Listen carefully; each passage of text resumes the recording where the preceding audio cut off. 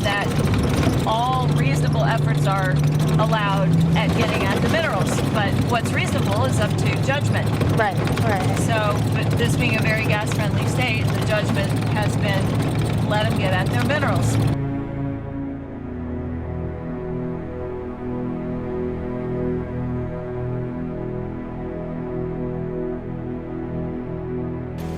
Scale this up and think, oh, what would this look like going through Untitled National Forest, or over pristine streams, over steeper, bigger mountains, through karst areas, that kind of thing. And this area is what we refer to as kind of like ground zero / Frackistan, because it's got so much development. There are 3 pipelines in Lewis County. Well, 1 in the ground and 2 proposed, but approved federally, the ACP and MVP, and then the Stonewall here. And they will be crossing each other, and there's certain landowners that are surrounded. A couple of them, Tom is being one. So interestingly, the Stonewall line has been in operation for just 2 years. They were in here this past summer digging up portions of it and fixing leaks.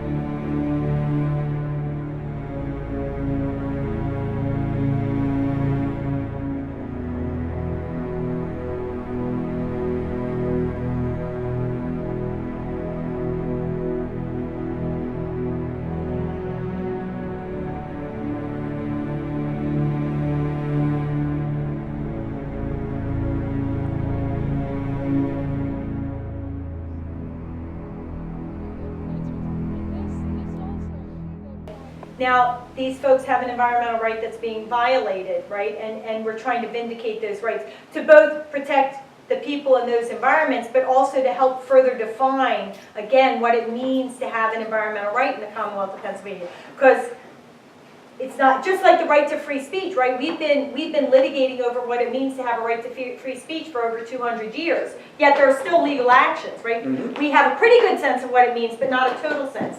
Well, the right to a healthy environment in Pennsylvania is in its infancy. It's only been a couple of years. So we keep, we have to find and take on battles like that to help us advance that cause. An environmental rights amendment absolutely requires science-based decision-making. It requires a look at individual impacts as well as cumulative impacts. And it requires that generational view.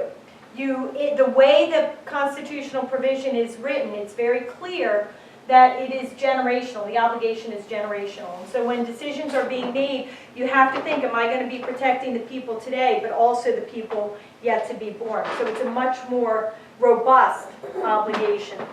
But one of the things I try to impart to audiences who are not filled with activists and who are maybe more vulnerable to this economic argument is, again, there's an economic argument to be made strongly that a healthy environment is the best thing you can do economically. But also fundamentally, of course, when you make decisions, somebody might lose a job if you shut down a coal power plant or a frack gas power plant, right? Big picture, they can get another job. But it is never okay, I like to say, it's never okay to protect that coal job or that fracking job or that toxic waste dump job if it means that some child or some family literally has to lose their lives. And that is what is happening in these communities. And so I like to always just bring that home to people, that it's really, it's not always about the dollars and cents, right? It's about the health of people's lives.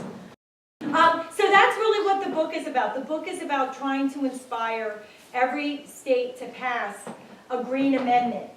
And I believe that the process of getting communities to have this conversation and to go forth and seek and secure passage of an environmental rights amendment has value and has power, and it changes the way we think about our environmental rights. It will change the way elections happen, because now everybody who's running for government office is going to be asked the question, how do you feel about the right to a healthy environment? So people will start to think about that in the election process. I think as we get state after state after state having these conversations about the power and importance of green amendments, we start to create a synergy. We start to raise the profile in the press and in people's consciousness. And so you know, having New York and New Jersey having this conversation is going to help the state of Delaware, and then the next state and the next state go forth and pass a green amendment. And as we get multiple states having this conversation and we start a national conversation about the green amendment movement, people will very naturally and rightly recognize we need to have a green amendment in our federal constitution. And if we had a green amendment in our federal constitution, we would have a way to hold Donald Trump accountable for all the devastation he is inflicting upon us. So that's what the message is of the day.